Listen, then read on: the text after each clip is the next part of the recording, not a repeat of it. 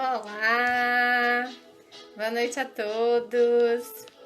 Sejam muito bem-vindos a mais uma live do Saber Saúde Science. Tudo bem com vocês? Gente, muito bem-vindos a todos, né? Hoje a gente tem um tema diferente, um tema, eu acho que bem curioso, de uma patologia que afeta grande parte da população, né? A segunda patologia neurológica que mais agride as pessoas, né? A primeira é o Alzheimer e a segunda é o Parkinson. Eu montei uma aula num sistema diferente, um pouco diferente do que a gente está acostumado. Vamos ver se esse formato fica melhor para vocês. Montei nesse sistema porque eu tenho certeza que a grande maioria das pessoas que vão nos assistir hoje não são pacientes, são pessoas que convivem, são pessoas que têm familiares ou que conhecem, né, alguém com essa patologia, ou até mesmo pessoas que trabalham, né, com a doença de Parkinson. Então, o sistema da aula vai ser um pouco diferenciado.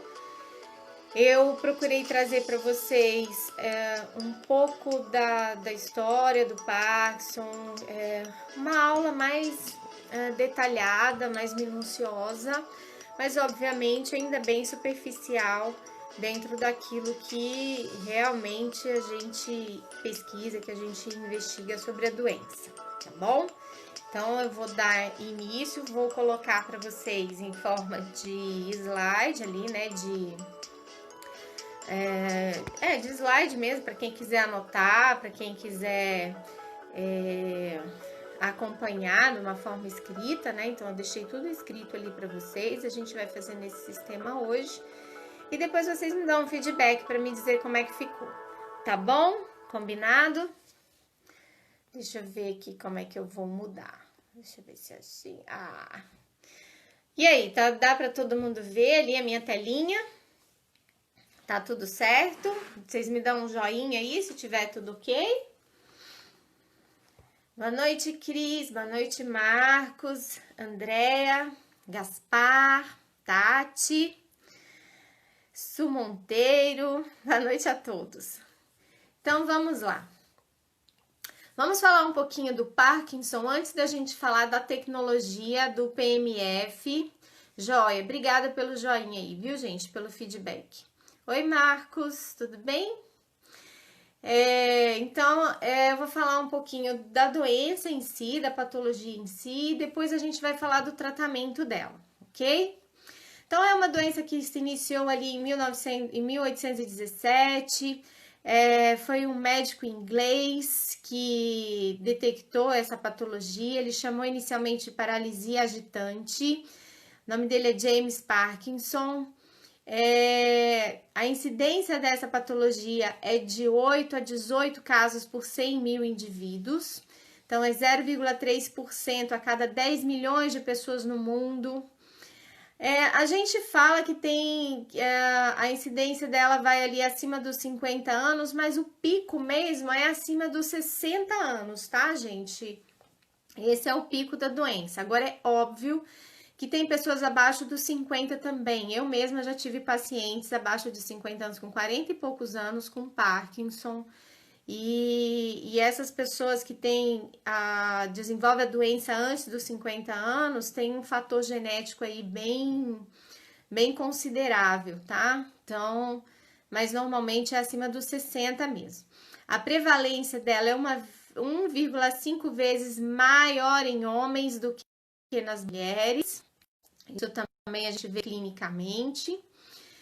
E se observa em todos os países, grupos étnicos, classes socioeconômicas, não tem assim, não é igual esclerose lateral amiotrófica, por exemplo, que tem prevalência mais em determinados lugares do que outros, tá? Algumas patologias têm essa prevalência em determinados lugares, determinados países, ou grupo étnico, ou classe socioeconômica. O Parkinson não. Ele não tem essa prevalência em nada, então ele é bem generalizado, o que torna isso um pouco mais difícil até da gente fazer estudo. E tem 1 a 2% da população acima dos 60 anos que tem a prevalência do Parkinson, mas ela é muito mais atuante, de 4 a 5%, nas pessoas acima dos 85 anos. Então, onde pega mais é acima dos 85, tá bom? Qual que é a definição dessa doença? Então, vamos lá. A doença neurodegenerativa, ela ataca lentamente, ela é progressiva, ela é incurável e ela ataca especialmente os neurônios dopaminérgicos da substância negra compacta, com consequente redução de dopamina. Por isso que a gente fala tanto que esses pacientes precisam muito de uma reposição dessa dopamina. Mas a gente vai ver um pouquinho mais lá na frente sobre isso, que tem algumas particularidades referentes a isso aí, tá? Relacionado a isso daí. A etiologia, ela é idiopática, né? Ela não é uma doença que a gente sabe hoje, atualmente, qual o fator que desencadeia o Parkinson. A gente não tem a menor ideia ainda, essa patologia ainda é muito obscura. Agora, sabe-se que os fatores genéticos e ambientais, eles agravam, eles desencadeiam a doença, né? E isso faz com que aumente o estresse oxidativo. Olha a importância do que a gente está falando aqui agora. Para quem trabalha com Ginkgo, né? Para quem, voltando aqui para mim, para quem trabalha com Ginkgo, para quem usa o Ginkgo, para quem estuda o Ginkgo, que é essa tecnologia de campos eletromagnéticos que nós estamos falando, essa informação ele é muito importante para vocês entenderem qual a correlação dos campos eletromagnéticos com essa doença. Então, presta atenção que os fatores ambientais e genéticos, eles desencadeiam muito essa questão. Vou voltar lá. Do estresse oxidativo, promove a inflamação, a excitotoxicidade, ou seja, a toxicidade, ela faz uma excitação das células, das moléculas ali em volta, que nós já falamos muito sobre isso, a disfunção mitocondrial e um aglomerado de proteínas, né? Então, tudo isso que esses fatores promovem no nosso organismo para desenvolver essa doença. Passando. Que acontece, né, quando você tem todos esses fatores no nosso organismo? A gente tem uma coisa que se chama de formação de tríade, alguns chamam de tríade, mas tem outros profissionais que chamam de tétrade. Por quê? Porque essa doença ela é composta basicamente por uma bradicinesia, ou seja, aquela lentidão do movimento, a pessoa movimenta muito pouco, ela tem dificuldade, né, de exercer aquele movimento, então por conta dessa lentidão, dessa dificuldade de executar o movimento, ela tem a rigidez, que é a hiperexcitação dos motoneurônios gama, né, que promove essa rigidez generalizada, que é uma hipertonia plástica. Isso é muito comum nos pacientes, eles viram um bloquinho, gente, é uma judiação. Viram um bloquinho, tem muita dificuldade de se movimentar, principalmente fazer aquela dissociação de cintura. Vou voltar aqui para mim. Então, eles têm muita dificuldade de trabalhar essa dissociação de cintura, sabe? De trabalhar, a gente não caminha, não trabalha, não anda com os braços também. O parkinsoniano, ele não faz isso, tá? E muito menos fazer essa dissociação da pelve, né? Esse trabalho, esse jogo de pelve, eles também não fazem, eles são muito rígidos. Acontece muito, né? Então, o tremor é um dos fatores que também pode estar presente nessa tríade, não é sempre, tá? E a instabilidade postural. A instabilidade postural, na verdade, é uma das primeiras coisas que pode acometer o parkinsoniano, né? Uma das primeiras coisas que podem acometer o parkinsoniano. É claro que, como eu falo para vocês, como ela é uma doença, vou voltar. Como ela é uma doença que tem, assim, ela tem como se fosse uma síndrome, né? Ela tem o seu padrão, Mas como cada ser humano é único, então cada um desenvolve isso de uma maneira muito peculiar. Então tem gente que tem tremor, tem gente que não tem gente que tem rigidez, tem gente que não tem, tem gente que tem essa instabilidade postural, mas assim, uma minoria não tem, tá? Então a gente tem essas pessoas que têm padrões diferentes. A gente tem ali uns sintomas clássicos do Parkinson, mas cada um desenvolve de uma forma, tá bom? Vou mudar aqui. Qual que é o quadro clínico desses pacientes? Então, vamos lá. Existe uma coisa chamada sintomas pré-motores. O que é sintomas pré-motores? Gente, às vezes esses sintomas, eles vão aparecer mais ou menos 15, 20 anos antes da doença estabelecer. Olha que coisa maluca. Então, vocês podem pôr atenção ali na pessoa da família que está em casa, vocês podem colocar atenção no amigo, vocês podem colocar atenção ali no seu paciente. Quando eles começam a relatar esse tipo de comportamento que vai aparecer ali, aí a gente começa a alertar, assim, pode ser um pequeno sinal para que a pessoa vá desenvolver uma doença de Parkinson. Então, olha que interessante que é isso. Qual que é a primeira coisa que acontece, né? Que acomete, uma das primeiras coisas que acomete? A constipação.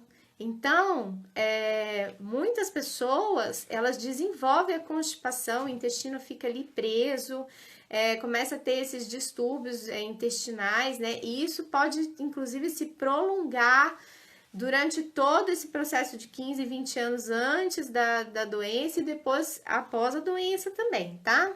Vou voltar lá. Perda olfatória. Então, tem gente que relata, tem muitos pacientes que começam a relatar que começa a perder o cheiro, né? Não consegue sentir cheiro das coisas. Então, isso é um pré-sintoma também. A desordem do sono, gente, olha que interessante. Essas pessoas também, há muito tempo antes, começam a relatar que tem desordem do sono, que começa a ter alteração do sono.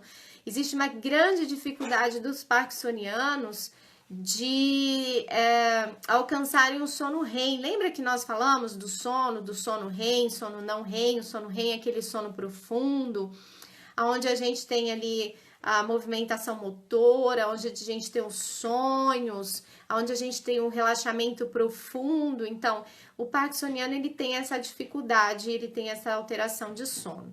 E muitos deles também começam com um quadro de ansiedade e de depressão. Muitos desenvolvem isso daí, esses quadros de ansiedade e de depressão.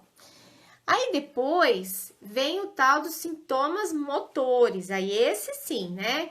Esses sintomas motores, eles são já os sintomas da própria doença em si. Que quando você começa a observar, já é sinal de que a pessoa precisa procurar um profissional adequado para fazer um diagnóstico correto, tá? E tem uma coisa importante, gente. O neurologista que a pessoa procura, ele precisa ter um conhecimento das disfunções motoras. Não é simplesmente, eu vou no neurologista. Não. Ele precisa ter conhecimento de disfunções motoras para poder dar um diagnóstico correto. Por quê? Porque essa é uma doença de diagnóstico clínico. Essa não é uma doença de diagnóstico que você faz radiológico, que você faz de imagem, nada disso. Ela é de diagnóstico clínico, então realmente precisa de um profissional adequado, um profissional competente, que tenha já uma experiência no assunto para poder se basear nas evidências e dar esse diagnóstico corretamente, porque existem, a gente vai ver lá na frente, existem outros sinais, outros sintomas que são parecidos e que levam a uma discussão ali sobre a doença e que possivelmente um diagnóstico errado, tá? Então, a gente precisa ter bastante cautela com relação a isso. Então, vamos lá. Quais são os sintomas motores? A bradicinesia. O que é essa bradicinesia, gente? Essa dificuldade de executar o movimento.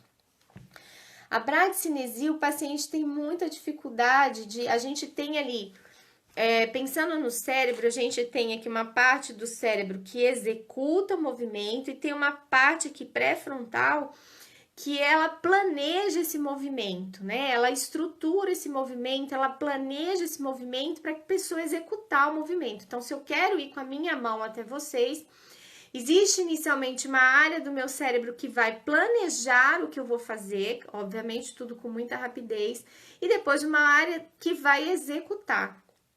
E é essa dificuldade que o parkinsoniano tem. Ele tem muita dificuldade de planejar esse movimento e, obviamente, de executar, porque se eu não planejo, eu não executo. Então, tudo para eles é muito mais lento, é muito mais difícil de fazer, né? Tudo é mais complicado para ser executado. Então, vamos lá. E a rigidez? A rigidez é aquilo que nós conversamos, né? É a hipertonia plástica. Então, essa rigidez é a pessoa existe movimentos, inclusive, que a gente chama de movimentos craquelados, né? Parece um robozinho, né? Quando eles vão fazer o movimento, é bem complicado. O tremor de repouso, esse tremor de repouso, ele é unilateral inicialmente, então a pessoa, e não é quando a pessoa faz o movimento. Então, quando ela treme no repouso e ela vai fazer o movimento, aquele tremor cessa inicialmente, aí já é um fator que você vai se preocupar e vai inicialmente pensar numa doença de Parkinson, tá? A instabilidade postural, então, principalmente quando a pessoa vai levantar de uma cadeira, quando ela vai levantar de um sofá, toda vez que ela for executar o movimento, ela vai ter na verdade, um desequilíbrio, é essa a palavra, tá? Então, isso é muito preocupante. A redução da expressão facial, então o que acontece com a pessoa? Ela tem dificuldade de piscar, né? De piscar com os dois olhos, ela tem dificuldade desse piscamento. O sorriso, essa amplitude do lábio, ela começa a reduzir, então ela não fica mais aquele sorriso largo, aquele sorriso amplo. A pessoa reduz bastante essa abertura, esse arco da boca quando ela vai sorrir. Então, essa é uma das características do Parkinson. Que mais? A dificuldade da fala, eles ficam com uma fala muito arrastada, né? Muito difícil, bem lenta mesmo, bem arrastada mesmo. A micrografia, o que é essa micrografia? Gente, isso é um dos sintomas bem clássicos do Parkinson, viu? É bem interessante. É uma coisa que eu gosto muito de testar nos meus pacientes, essa questão da micrografia. Eles começam a escrever e começam com aquela letra grande, e aí vai diminuindo, vai diminuindo, vai diminuindo, chega num ponto que ninguém lê mais o que a pessoa está escrevendo, é difícil, porque ele vai ficando muito pequenininho.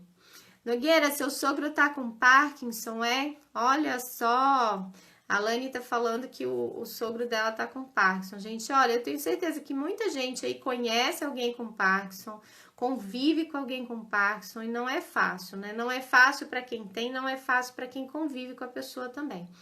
Então, isso é uma das características, tá, gente? Muitos dos meus pacientes faziam isso porque eu já não tenho mais tantos pacientes de Parkinson como eu tinha antes, né? Para quem não sabe, eu me especializei em Parkinson. Eu fiz neurologia, né? Já fisioterapia dentro da área da neurologia.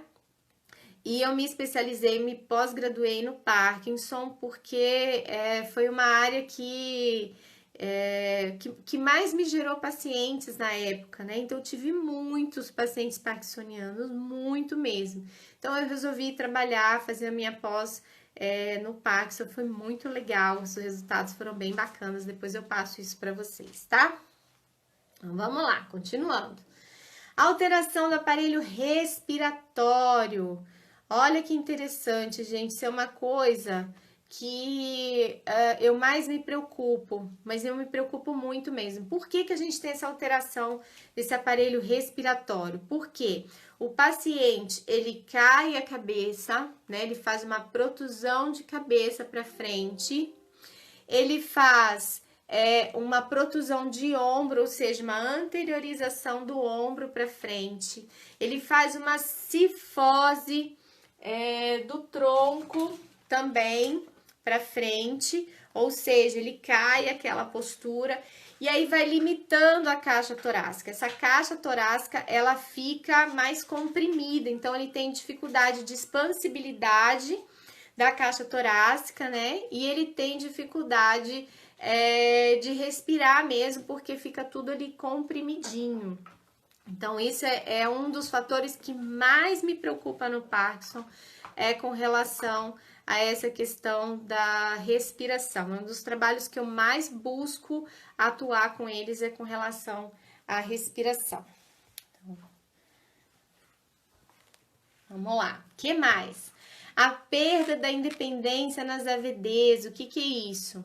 Quando o paciente não é tratado adequadamente, esse paciente começa a ter dificuldade a fazer essas atividades da vida diária. Então, ele tem dificuldade de vestir uma roupa, ele tem dificuldade de comer, obviamente, né? O tremor muitas vezes incomoda, ele dificulta, né? Nem incomoda, ele dificulta a pessoa comer, a escovar os dentes, a pentear o cabelo. Então, essas coisas passam a ser um empecilho para a pessoa, né? As coisas mais comuns começam a ser prejudicadas no parkinsoniano. Isso é muito triste, gente. Isso realmente é triste, porque aí é onde entra bem o quadro depressivo neles. É muito complicado. Alteração do equilíbrio, alteração da postura, isso tudo nós falamos, né? A gente conversou sobre questão do equilíbrio. O que acontece com o equilíbrio, né? O paciente, ele joga o corpo para frente, ou seja, você tem ali uma alteração da gravidade, né? A sua gravidade, ela já não dá mais aqui no centro, você tem uma força da gravidade dando aqui mais nas costas, ou seja, ela te puxa para baixo. Então, isso é muito preocupante no Parkinson, ele cai muito, o índice de queda do parkinsoniano é muito alta, tá? E essa alteração da postura contribui bastante, mas bastante mesmo, para a queda do paciente, para esse desequilíbrio corpóreo. E outro fator fundamental, que é uma das coisas que a gente mais trabalha também, é a alteração da marcha. Por que a alteração da marcha? Porque como ele perde essa dissociação de cinturas, ele fica rígido, ele vira um bloquinho, ele passa a arrastar os pés, ele não tem mais aquele trabalho de calcanhar, aplanar e fazer o impulso, a propensão, né, daquela passada, ele não faz mais isso. Ele passa a andar em bloquinho com os pés arrastados. Ele tem dificuldade de ultrapassar obstáculos. Ele tem dificuldade, deixa eu ver o que mais. Ele tem dificuldade de levantar o pé, né, para subir em alguma coisa, subir uma escada. Ele tem muita dificuldade de fazer isso. Ele tem dificuldade de desviar de objetos, ele não consegue muito fazer isso, é muito complicado para ele, porque ele não tem esse jogo de cintura, ele é muito bloquinho, ele é muito fechado, ok? Então, esse é um dos fatores que agravam ali o problema do Parkinson. Então, o que mais, gente? Os estudos, eles relatam o quê? Uma coisa muito interessante, gente, é isso que eu ia falar para vocês. Grande parte dos sintomas do parkinsoniano, eles não são dopaminérgicos. O que significa isso? Não é a gente dando dopamina para esses pacientes que eles vão melhorar em todos os seus sintomas. Não é bem assim, não funciona dessa forma. Por isso que os tratamentos com a dopamina nem sempre elas são efetivas. E é aí onde se busca, gente, tratamentos alternativos como o PMF, como os campos eletromagnéticos que nós vamos falar hoje. Porque sabe-se que você dando ali a levodopa, por exemplo, ou qualquer outro medicamento que faça essa complementação da dopamina, a gente sabe que nem todos os sintomas são melhorados, né? E esses pacientes nem todos ficam bem, assim. Mas o que acontece? Primeiramente, a gente precisa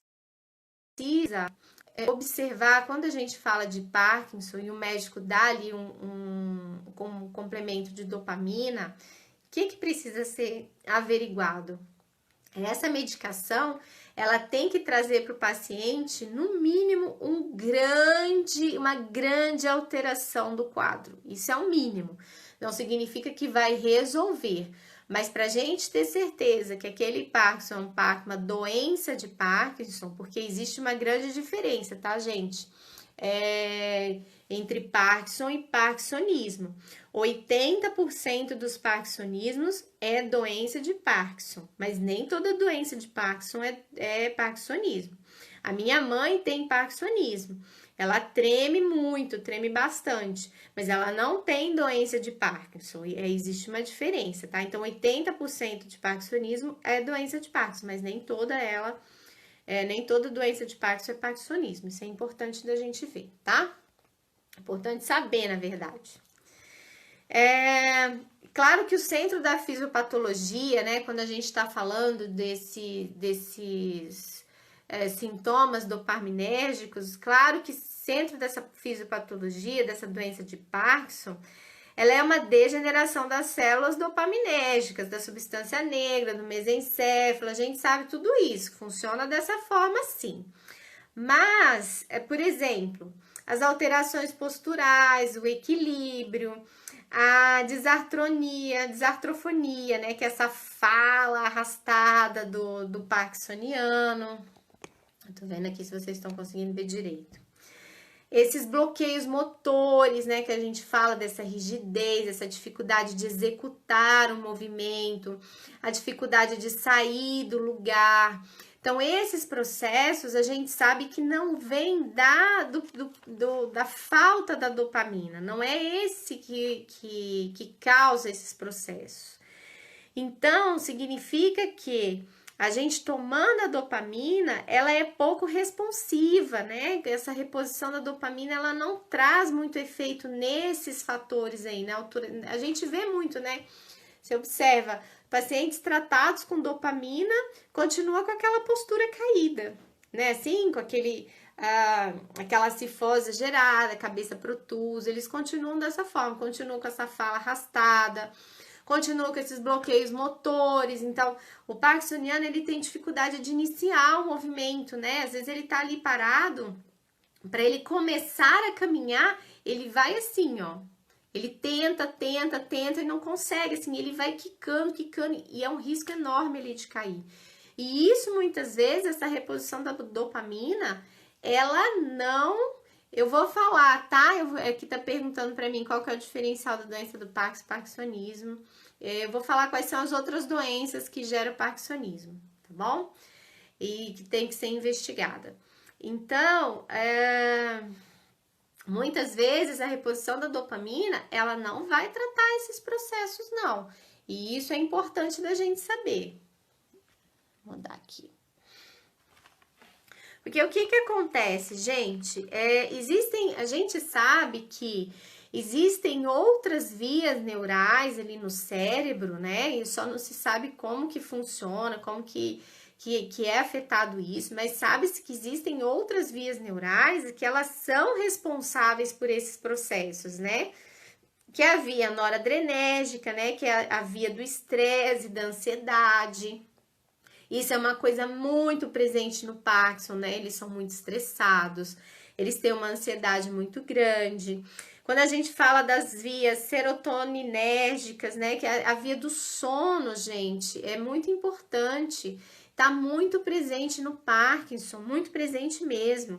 Então, a gente sabe que tá ali nessa via serotonérgica, tem a colinérgica, que é a via da atenção, da memória, da vigília.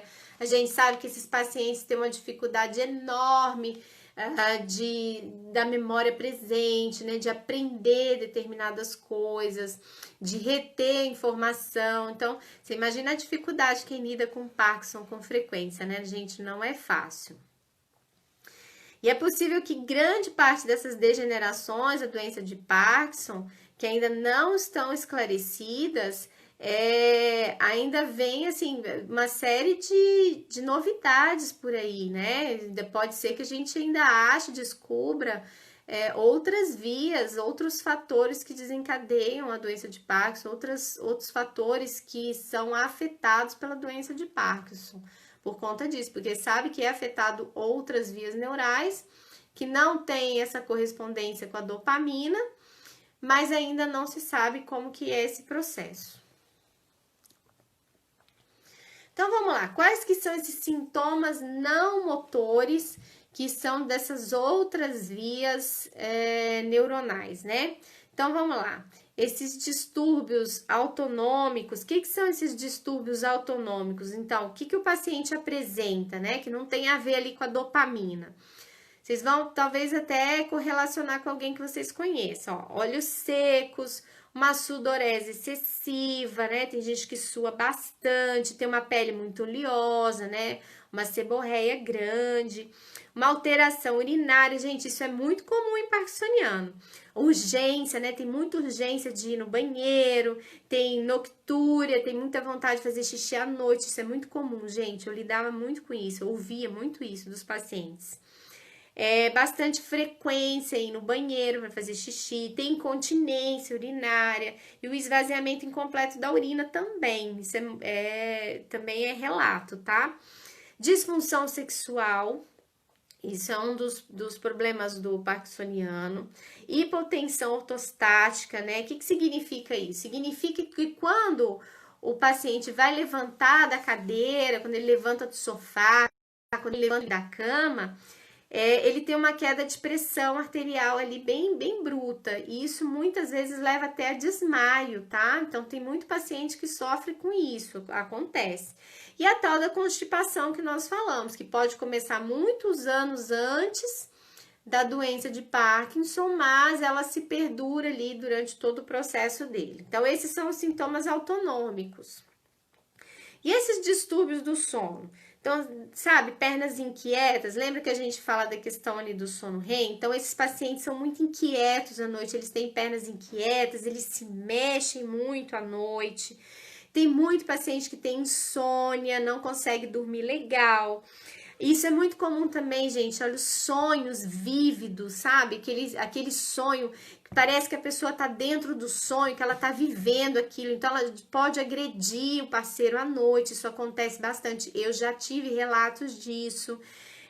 Pesadelos, tem muito paciente que tem muito pesadelo à noite, isso faz parte da doença de Parkinson. Esse despertar frequente, então, de repente você tá ali dormindo, na hora que você começa a pegar ali no sono pesado, aí de repente a pessoa acorda, né? Aí vai lá e demora de novo, aí começa a cair de novo naquele soninho, aí de repente acorda. Então, isso também é muito comum, né? Esse sono fragmentado do paciente é muito comum na doença de Parkinson. E aí, o que gera? Uma sonolência diurna, né? O paciente não dorme legal à noite. Quando chega de dia, imagina, né? Ele vive cochilando aí pela casa, qualquer sentadinha que dá no sofá cochila, porque ele tem um sono muito incompleto, um sono bem ruim, bem superficial, bem incômodo, não é agradável para essas pessoas, né, que sofrem com esses distúrbios, esses transtornos ali do sono, né? E a alteração do comportamento do sono REM também, como nós já falamos, né? Que mais?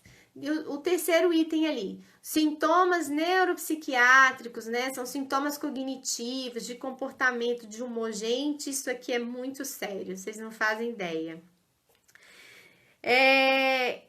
Esses pacientes começam a ter anedonia, é o nome da incapacidade do paciente de sentir prazer, eles deixam de gostar do que estão fazendo, isso é muito triste, é muito ruim, assim, eles não têm prazer em nada tá bom, nada é legal, nada é gostoso, sabe, nada tem graça, é muito chato isso. Aí passam a ter apatia, depressão, ansiedade, tudo isso está presente na doença de Parkinson. Disfunção executiva, quer dizer, eles têm problema de planejamento, eles começam a não conseguir planejar as coisas, sabe? Ultrapassar, como é que é? Enfiar os pés pelas mãos? Acontece muito isso. A flexibilidade cognitiva, eles perdem. Pensamento abstrato, eles não têm muito aquele pensamento como a gente tem assim elaborado, o pensamento deles é muito abstrato, eles relatam bastante isso. A dificuldade na aquisição de regras, então você começa a fazer normas para esses pacientes, eles têm uma dificuldade enorme de seguir, do tipo, fecha a tampa do vaso toda vez que você for no banheiro, aí ele esquece, ele não lembra daquilo. Toda vez que você comer, leva seu prato para pia, ele esquece, ele não vai lembrar daquilo, é muito complicado para ele. Dificuldade em inibir ações inadequadas, e gente, isso aqui, eu tive muito paciente com esse problema. O que acontece? Eles têm uma dificuldade enorme de saber, isso é quando a doença já está mais, com um processo mais acentuado, né? Já progrediu. Eles começam a perder a noção, assim, do que falar, onde falar, né? Do que fazer, do que não fazer, daquilo que ele quer fazer, ele não sabe fazer, daquilo que ele não quer, que ele não pode fazer, ele faz. Então, assim, eu já tive paciente, para vocês terem ideia, isso não aconteceu nenhuma nem duas, não, foram mais vezes, que me encurralaram na parede, assim, e queriam me pegar, entendeu? Já teve paciente que queria me agredir, levantou uma faca para mim. Então, eles perdem a noção, isso porque você fala aquilo que ele não gosta, né? Então, se fala que ele não gosta, ele parte para cima mesmo. Isso é muito comum, isso é bem característico do paciente e é muito complicado, muito arriscado. Esse ponto, o Parkinson já tá bem avançadinho mesmo, tá? Voltando ali. Então, a gente falando ali, né? Não terminei lá, né?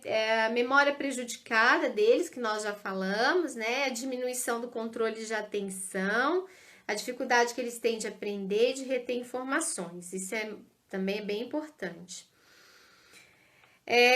A progressão da doença também vai para demência, tá, gente? Isso acontece quando a doença já está mais avançada. Então, eles podem levar um quadro de demência. Agora, quando chega nesse quadro de demência, existe um fator importante, assim, porque o médico ele tem que estar muito atento para saber se esse fator de demência desse paciente se vem da progressão da doença do Alzheimer ou se a gente tem uma outra associação do Alzheimer, não, do Parkinson, ou se a gente tem a associação do Alzheimer ali. Eu já tive pacientes em que tinha Parkinson e progrediu para Alzheimer mesmo. E outros pacientes que progrediram para demência e não para o Alzheimer. Então, existe ali uma linha tênue que tem que ser averiguada pelo médico, é muito importante, porque o diagnóstico nessa fase é importante para estabelecer ali uma boa terapia medicamentosa, tá? É muito importante para isso. Então, vamos lá. Tem gente que tem ataque de pânico também, tem umas coisas assim. Então, esses processos psiquiátricos, esses transtornos psiquiátricos, tá bem presente no Parkinson, mas quando já tá mais avançado, tá? Então, vamos lá. Critério de diagnóstico. A gente tem ali, isso aqui eu vou passar bem rapidinho. Critério de diagnóstico, a gente tem o diagnóstico de inclusão, a gente tem o diagnóstico de confirmação e a gente tem um diagnóstico de exclusão.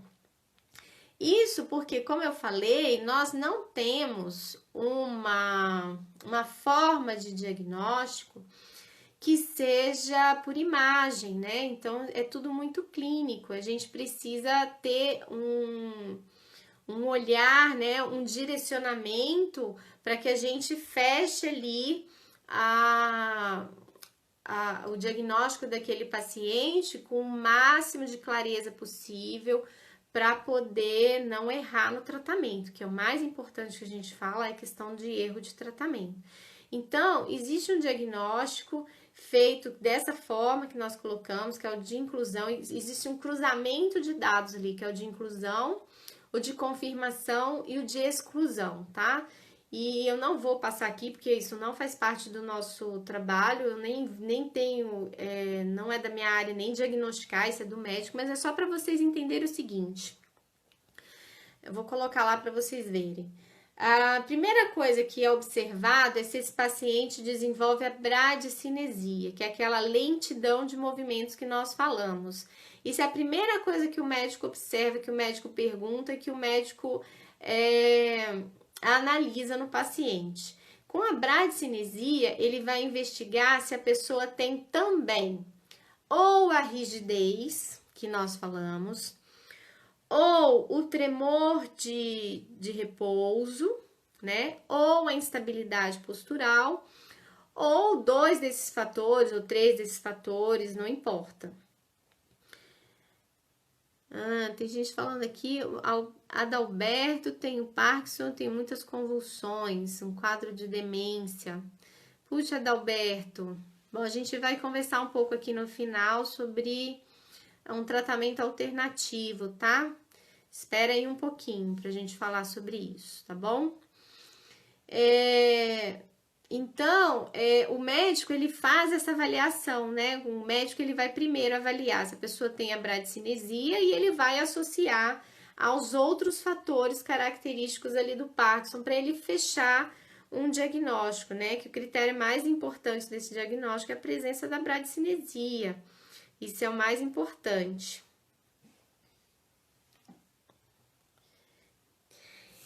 E aí a gente fala dos parkinsonismos, né? Os parkinsonismos, que eles são 20% dos casos, eles podem ter alterações vasculares, pode ser por alteração vascular, esse é o caso da minha mãe, né?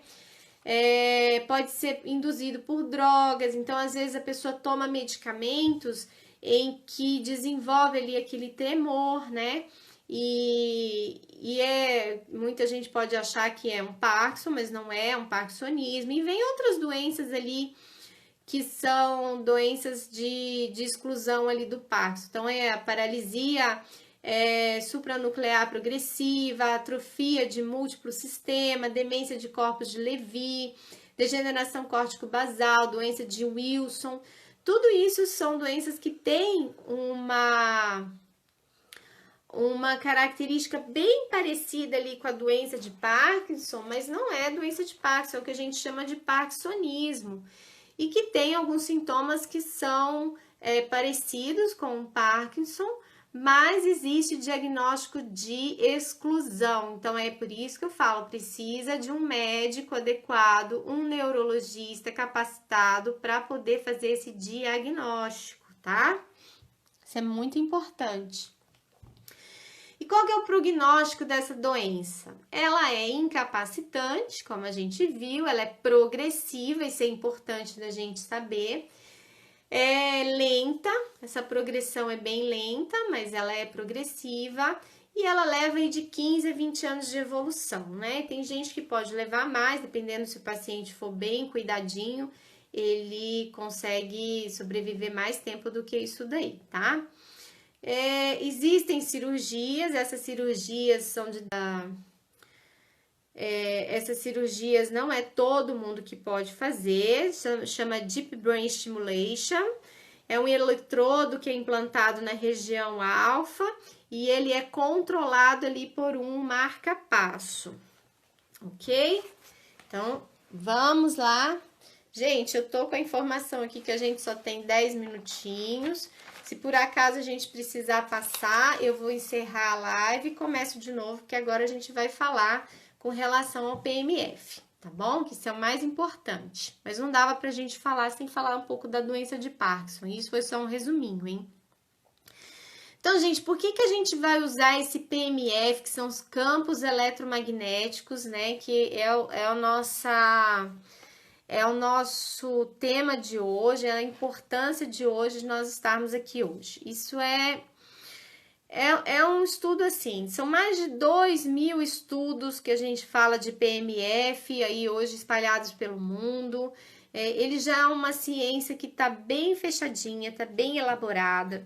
Eu li alguns artigos falando de Parkinson e o PMF. Como eu falo para vocês, todos os artigos que eu leio, eles estão dentro da frequência do Ginkgo. O Ginkgo é um aparelho eletromagnético que nós utilizamos, que eu utilizo nas minhas pesquisas, que muita gente utiliza no trabalho de vocês. É um aparelho que pode ser usado de forma doméstica, né?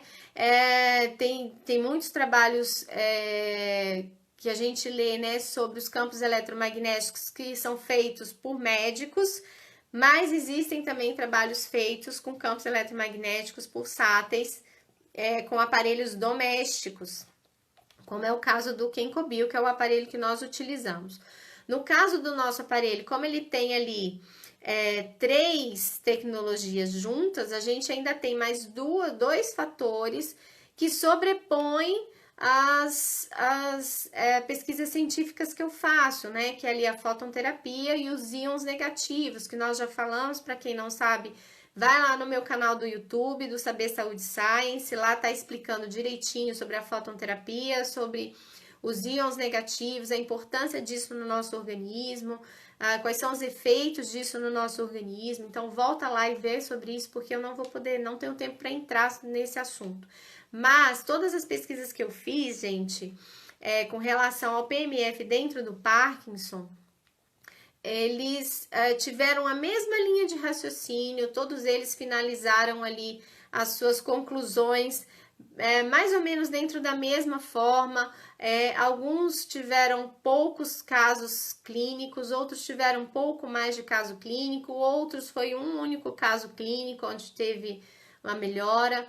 Quando a gente fala de PMF para o Parkinson, ele iniciou, né? Esse tratamento se iniciou, não foi para o Parkinson, não, tá? Como a estimulação eletromagnética transcraniana começou sendo utilizada em casos de depressão e ansiedade, e esse é um dos fatores de sintomas do Parkinson, né? Depressão e ansiedade, muitas vezes até ela antecede a doença do Parkinson, ela já vai vindo antes que a doença de Parkinson se manifeste. Então, se iniciou esse trabalho para depressão e ansiedade. E aí, por incrível que pareça, se observou nesses pacientes melhora do quadro clínico, que nós vamos falar aqui agora, tá bom? Então, vou mudar aqui de novo. Então, vamos lá. É um resumo do que eu achei nesses artigos que eu li, tá? O que eles colocaram lá? O que eles demonstraram? Que o PMF, ele estimula o crescimento de células nervosas, que ele atenua anormalidades nervosas, ele diminui essas anormalidades nervosas, que ele melhora a microcirculação cerebral, ele aumenta a oxigenação celular, ele remove os resíduos celulares, como nós já falamos, e ele restaura o equilíbrio eletromagnético natural do organismo. Que como nós já falamos anteriormente, gente,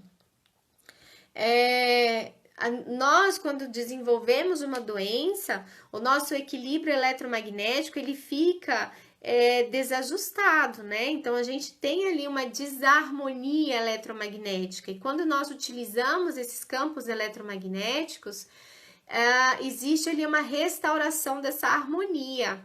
Então, é um dos fatores que eles relatam ali, tá? Então, quais foram os sintomas atenuados quando eles utilizaram os campos eletromagnéticos nesses pacientes? Então, muitos apresentaram melhora do humor. O humor é um fator primordial do Parkinson, muitos deles são bem mal-humorados e com toda razão, né? A insônia melhorou consideravelmente. A gente sabe que o Kenkobio, os campos eletromagnéticos, eles são de suma importância para a insônia. A gente sabe disso. Eles melhoram muito a qualidade do sono. Aliviaram a dor do paciente. Um dos fatores primordiais ali quando a gente fala de Parkinson é a dor, porque a gente tem ali alteração postural e a alteração postural gera dor.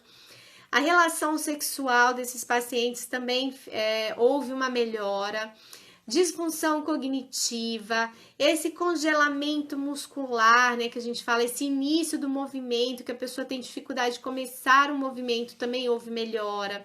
A melhora da micrografia, tem um artigo, gente, muito legal, que mostra de um único paciente ali de 62 anos, que tinha uma alteração da letra muito grande, sabe? Era uma alteração muito complicada, assim, era algo que incomodava. Tem um artigo só que mostra só o caso dele, assim, o quanto que ele melhorou essa questão da micrografia, o quanto que ele melhorou a letra dele usando os campos eletromagnéticos pulsáteis no crânio. E as cãibras também, foi uma das melhoras mais relatadas por esses pacientes. Houve melhora de rigidez muscular, que é um dos fatores que acomete o Parkinson, dos formigamentos musculares e da fadiga muscular. Então, esses foram os sintomas relatados por esse paciente. Tem muitos desses sintomas que foram como é que fala? Ai, esqueci a palavra. Muitos desses sintomas, eles foram não só visíveis, mas eles conseguiram mensurar isso daí. Pronto, a palavra é essa. Eles conseguiram mensurar, tá? Quais foram a duração desses tratamentos? Todos foram unânimes, tá, gente? 8 semanas de tratamento durante 30 minutos cada sessão. Isso, todos os artigos que eu li, foi com 8 semanas e 30 minutos. E tem um dos artigos que fala uma coisa bem curiosa, tá? Que após a interrupção desse trabalho de 8 semanas, os pacientes apresentaram uma piora, né? Por quê? Óbvio, é uma doença progressiva, é uma doença degenerativa. Se você para de usar ali o Kenkobil, no caso, os campos eletromagnéticos, é óbvio que você vai ter ali uma piora do quadro do paciente. Seu Gilmar, quanto tempo que a gente pode usar o Kenkobil? É exatamente isso, os 30 minutos, tá? Eu sempre usava nos meus pacientes 3 vezes na semana, porque era utilizado em cabine e eu utilizava sempre Kenkobil 10 minutos aqui nessa região, 10 minutos aqui nessa região, isso aqui é meu protocolo, né? E 10 minutos eu utilizava ali na região da coluna. Esse é meu protocolo, tá? Do Parkinson. Então, eram os 30 minutos. E o que aconteceu com os meus pacientes? Gente, isso é um relato meu, tá? Esses pacientes começaram a ter alucinações. Então, eu tive pacientes que eu comecei a usar o Kenkobil em todo mundo. E aí, eu tive pacientes que começaram a ver gente no fundo da casa, né? Dizia que tinha gente que estava assaltando a casa e era militar e pegava arma, ia para trás da casa, começava a tirar, virou um transtorno. Eu tive um outro paciente que quase causou um acidente de trânsito, ele meteu a mão nos peitos da mulher dele quando ela estava dirigindo, porque disse que ela ia atropelar um monte de gente, ele estava vendo gente ali, foi muito complicado.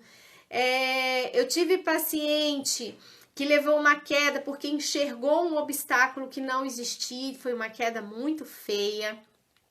Bom, foram vários pacientes que começaram a relatar esses sintomas, né? Que foram essas alucinações. E eu fiquei muito preocupada na época, eu não tinha entendido o que estava acontecendo com todo mundo. Aí, o que ocorreu? Eu fui na médica, eu tinha uma médica na época que acompanhava esses pacientes, né?